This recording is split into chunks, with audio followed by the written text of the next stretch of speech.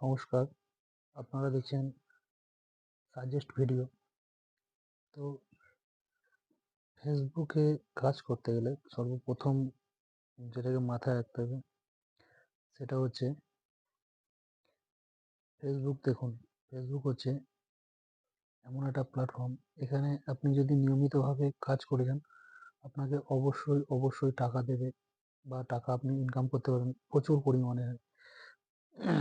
তো এর জন্যে আপনাকে কিছু জিনিস মেনে চলতে হবে। যেমন ফেসবুকেতে আপনার কোনো লিঙ্ক শেয়ার করা যাবে না, তাহলে কিন্তু আপনার রিচ পুরো ডাউন করে দেবে। এর জন্য আপনাকে অনেকটা সময় ধরে খাটতে হবে। তো মেন এখানে যে জিনিস আপনাকে দেখাবো সেটা হচ্ছে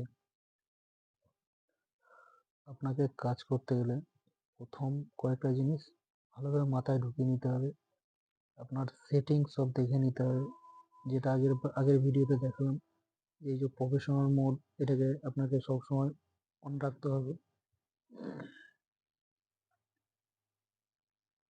আর নিয়মিতভাবে 3টে থেকে 4টে ভিডিও বা রিলস বা পোস্ট আপনাকে মোটামুটি 10 পোস্ট করতে হবে। আর রিলস 4টের ওপর রিলস আপলোড করতে হবে। তো দেখুন, আমি আমার রিলসগুলো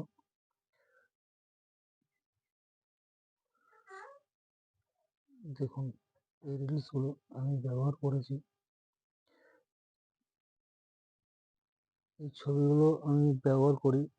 এর যে হ্যাশট্যাগ, এই হ্যাশট্যাগ কোথায় কোথায় পাবেন, সেই হ্যাশট্যাগ কিভাবে কাজে লাগাতে হবে।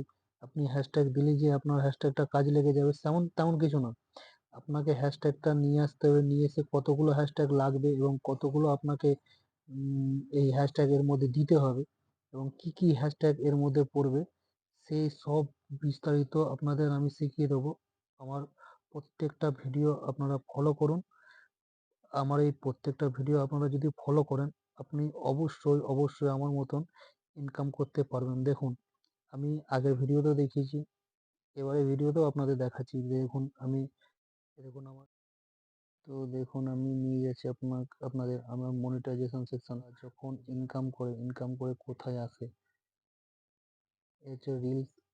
রিলস থেকে আমি এই মাসে বর্তমানে আমার বেশি নয় 10 ইউনিয়ন যে ইনকাম, সেই ইনকাম আমি করেছি। আমি যে পোস্টগুলো করি, পোস্ট থেকে বোনাস হিসেবে যে আমি মান্থলি ইনকাম করি $173 এ মাসের আমার ইনকাম।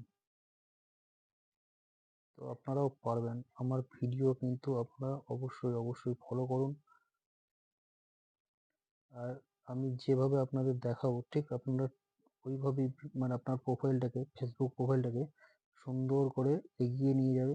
তো এর কারণে তোমাদের পুরো ফলোয়ার্সও বাড়বে, ইনকামও বাড়বে। যত তুমি ফলোয়ার্স বাড়াতে পারবে তত তোমার ইনকাম আসে।